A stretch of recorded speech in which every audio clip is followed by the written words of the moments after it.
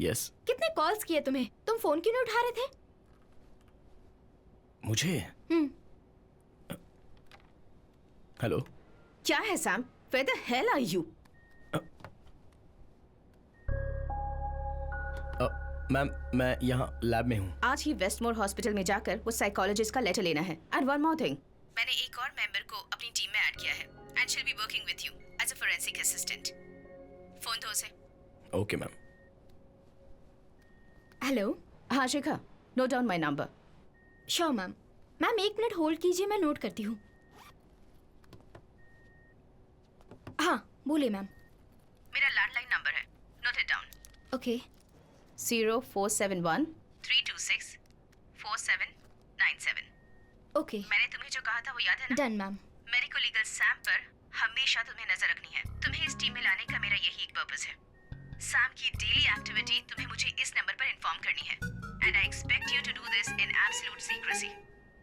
Ma'am phone speaker पे था। What are you see? Cut the call you idiot. Spy हो ना? Oh seriously?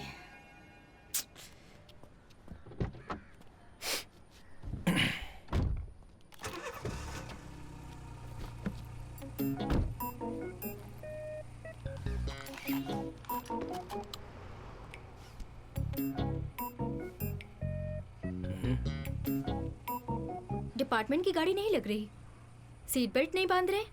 मैं समझा नहीं। जब एक्सीडेंट होता है सीट बेल्ट नहीं बांधने पर एयर बैग नहीं खुलता है, पता है ना? हाँ पता है, लेकिन तुम कहाँ जा रही हो? मैं तो साइकोलॉजिस्ट के पास जा रही हूँ। मिस्टर सैम कहाँ जा रहे हैं?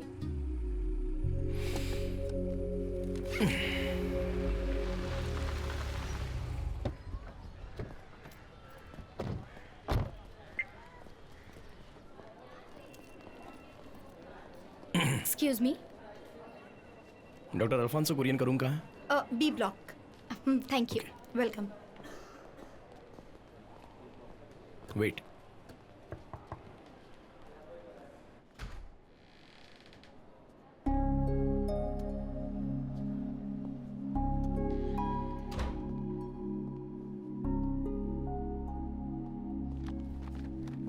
फॉरेंसिक से हो ना? यस। Sit sit.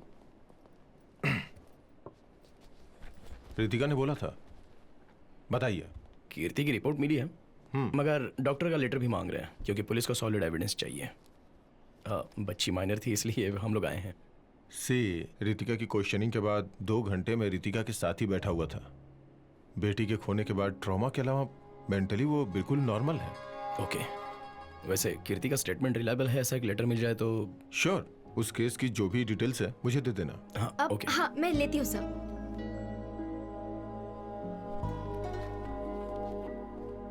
हेलो। हाँ दिव्या और कीर्ति के केस की डिटेल्स के लिए कॉल किया है। व्हाट्सएप पर मत करो, मैं नोट करती हूँ।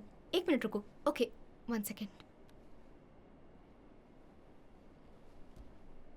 नहीं तुम बोलो, मैं नोट करती हूँ। हाँ 280। हाँ ओके।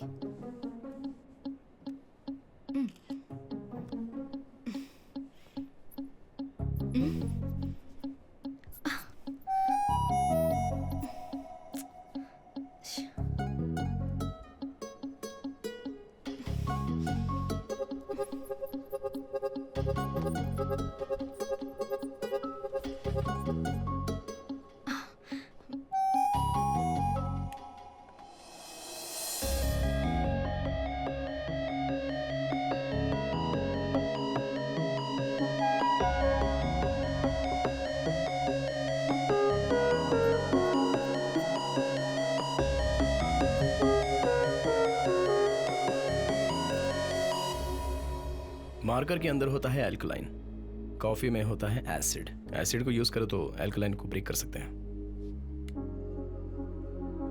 एक छोटी सी केमिस्ट्री ट्रिक है ना बेटी? ये लो। Thank you. By the way, क्या नाम बताया तुमने? Samuel John काटुकारन। काटुकरण मतलब कहीं आप इब्राहिम सर के ग्रैंडसन है। हाँ तो जेवियर जॉन मेरा भाई है। मैं इसका चाचा हूँ। Okay okay okay, thanks. Bye. Thank you.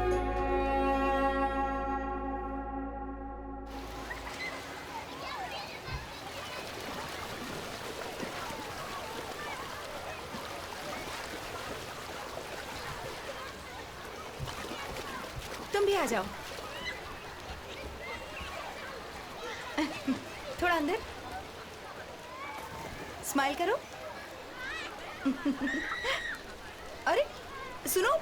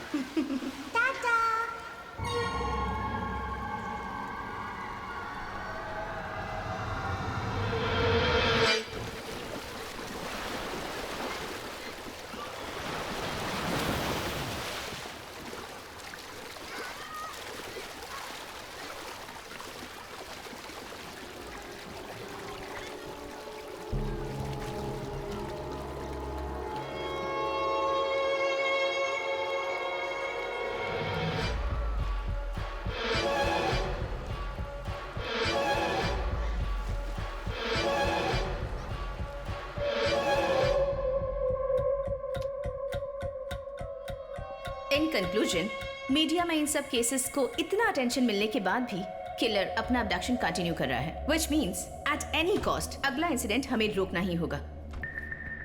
Divya के मर्डर केस को इतनी इंपॉर्टेंस मिलने की वजह भी यही है कि उसकी बॉडी कॉर्पोरेशन कंपोज साइट के बाउंड्री के पास से ही बरामद की गई थी। ऐसे पब्लिक प्लेस में मिलने के बाद एक्सपोजर को कंट्रोल करना, that too with our resources. Amusement park में से मिसिंग होने वाली दिव्या हमारी टॉप प्रायोरिटी है। I am on it sir. Okay, you come with me.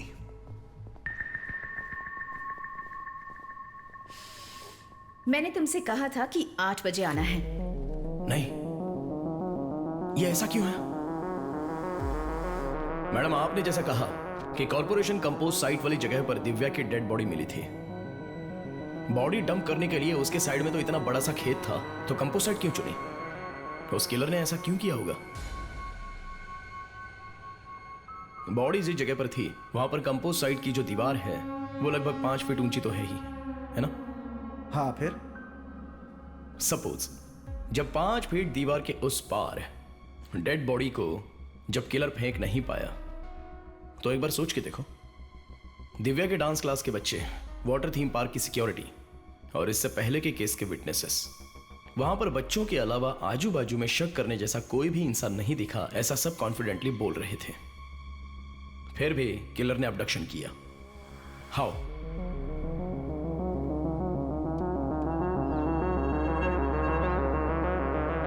Divya के ड्रेस में ये स्प्लैश पैटर्न, किसी के साथ चलते वक्त साइड बाय साइड उड़ने वाली छींटें हैं, जो कि आप यहां पर देख सकते हैं। और उस डांस स्कूल के पीछे की साइड का नैरो पैसेज 4 फीट हाइट का है।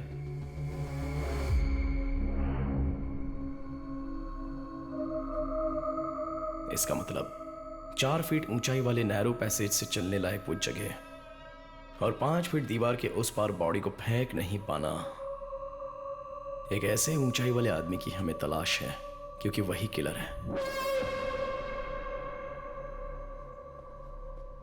हो सकता है इस क्राइम सीन के पीछे कोई बच्चा हो तो। Look Sam, I have told you this before. सरकार तुम्हें जो पैसे देती है उसके लिए तुम्हें सिर्फ मेडिको लीगल एडवाइजर का ही काम करना है। इन्वेस्टिगेशन और गवाही लेने के लिए यहाँ क्वालिफाइड पुलिस ऑफिसर्स हैं। हॉलीवुड की फिल्म्स देखकर इंडिया में इंक्लूड होने की कोशिश मत करो। मैडम, आपने अमरजीत शाह का नाम सुना है? सीरियल किलर के बारे में सोचो तो हमारे सामने कोई बच्चे की तस्वीर नहीं आती है, लेकिन क्राइम के लिए कोई एज लिमिट नहीं होती है मैडम।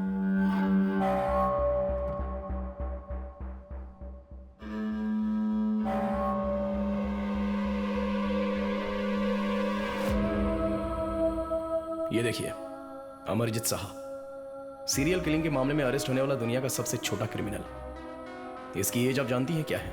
8 साल का है। इसने खुद की बहन को और 3 लोगों को ईंट से मार मार कर मार डाला, और इतनी बेरहमी से मार डाला कि कोई सोच भी नहीं सकता है। ये स्टोरी किसी यूरोप या अमेरिका की नहीं है, यहाँ की है, अपने इंडिया की है। बिहार की घटना है।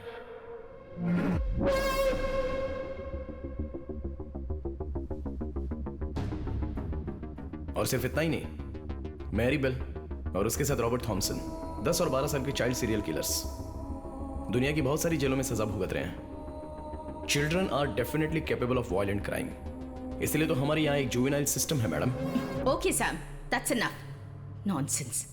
अपनी बनाई थियरी अपने पास रखो। तुम्हारी और तुम्हारी फैमिली की थियरीज मैं पहले भी बहुत बार सुन चुकी हूँ, समझे?